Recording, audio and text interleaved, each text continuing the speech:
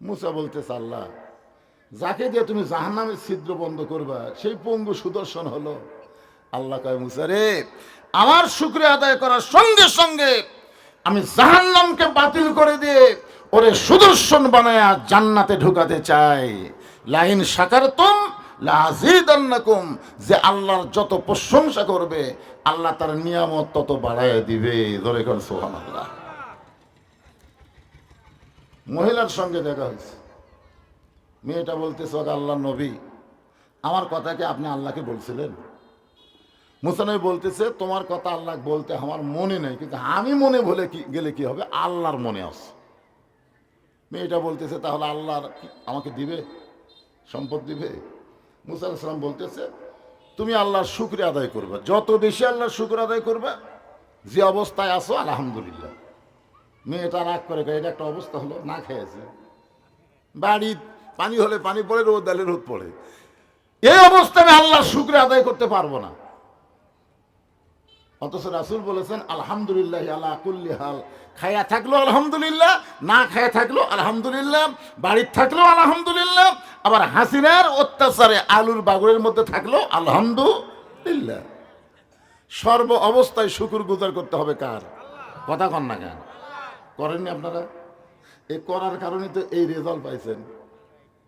তাছাড়া কি গল্প দিল, এ দেশ আমার বাপের, এ দেশ আমার, অথচ ভারত যা লুকা থাকা লাগলো। কারণ এই তো আমরা শুকরিয়া আদায় করেছি, ধৈর্য ধারণ করেছি, তার একটা রেজাল্ট আল্লাহ আমাদেরকে দান করেছে। বলেন সুবহানাল্লাহ।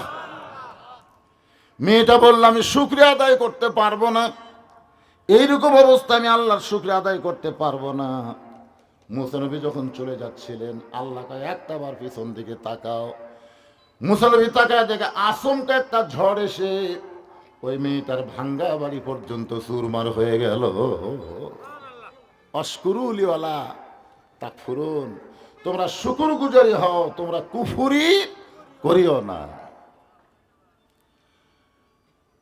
প্রথম ব্যক্তির সঙ্গে দেখা হলো, ওগো আল্লাহর নবী, আপনি কি আমার কথা আল্লাহকে বলেছিলেন? মুসা বলতেছে, আমি ভুলে গেল, আল্লাহ তোমাকে ভুলে নাই। তাহলে আমার সম্পদ কেমনি কমবে? আল্লাহ কি বলেছে?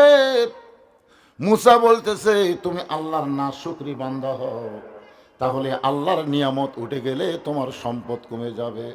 অসুখ বিসুখ, ব্যারাম ব্যাধি, টাকা যতই থাকে, ক্যান্সার, হার্ট দুর্বল, ডায়াবেটিস, বহু ধরনের রোগ, ওই টাকা ফুরাতে কয়দিন লাগবে? তখন ফুরাতে কয়দিন লাগবে? আর অসুখ বিসুখ ব্যারাম ব্যাধি কিছুই নাই, দেখবেন যেটাই আনবে ওটাই জড়ো হবে। জড়িখন ঠিক কিনা? হ্যাঁ। তুমি আল্লাহর নাশুকরি বান্দা হও। সঙ্গে সঙ্গে লোকটা চিৎকার করে বলে, ওগো আল্লাহর নবী, এত কিছু আল্লাহ আমাকে দান করেছেন নিয়ামত স্বরূপ, আমি নাশুকরি বান্দা হতে পারবো না। মুসা বলতেছে, তাহলে কিয়ামত পর্যন্ত যদি তোমার হায়াত হয়, আল্লাহ তোমার সম্পদ আরো বাড়ায়া দিবে। কি বুঝলেন? আমরা যারা এখানে এসেছি, আমরা খুশি হয়ে আল্লাহর দরবারে শুকর গুজার করছি। সকলে বলি আলহামদুলিল্লাহ। রব্বানা লাকাল হামদ হামদান কাসীরান তাইয়িবান মুবারাকান ফীহি। আমি যে আয়াতে কারিমা তেলাওয়াত করলাম, এখন সে আয়াত থেকে আপনাদের সামনে আলোচনা হবে। আল্লাহ তাআলা বলতেছেন, ইয়া আইয়ুহাল্লাযীনা আমানু, যারা আমাকে বিশ্বাস স্থাপন করেছো, আস্তাঈনু বিস-সাবরি ওয়াস-সালাহ ইন্নাল্লাহা মা'আস-সাবিরিন। তোমরা যদি আল্লাহর কাছে কিছু পাবার চাও, তাহলে ধৈর্য আর নামাজের মাধ্যমে চাও। দুইটা জিনিসের মাধ্যমে আল্লাহর কাছে আমাদের চাওয়া লাগবে। কয়টা? একটা হলো ধৈর্য, আর একটা হলো নামাজ। কিছুক্ষণ পরেই আমরা একটা নামাজ পাবো, সেই নামাজ হলো আসরের নামাজ। যেই নামাজ আমরা কিছুক্ষণ আগে পড়ে এখানে আইছি, সেই নামাজটা হলো জোহরের নামাজ। জোরে বলেন, কোন নামাজ? তা আমি যে আলোচনাটা করতেছি এটা হলো আসরের নামাজ। খুব খেয়াল করবেন। আজান দিয়েছেন হযরত বেলাল ইবনে রেবাহ। এই পৃথিবীর শ্রেষ্ঠ মুয়াজ্জিন হলেন হযরত বেলাল। আল্লাহ রাসূল বলেছেন, দুনিয়ার মুয়াজ্জিন আজান দিলে মুসল্লির কান পর্যন্ত ঠিক মতো যায় কিনা সন্দেহ আছে, কিন্তু আমার বেলাল যখন আজান দেয় আল্লাহর আরশ পর্যন্ত পৌঁছে যায়। দেখুন সুবহানাল্লাহ। সাহাবীরা জিজ্ঞাসা করলেন, এ রাসূলুল্লাহ, আপনার বেলাল আজান দিলে আল্লাহর আরশ পর্যন্ত পৌঁছে যাওয়ার কারণ কি? রাসূল বললেন, সাহাবীরা রে, তোমরা তখন এত সাহাবী ছিল না।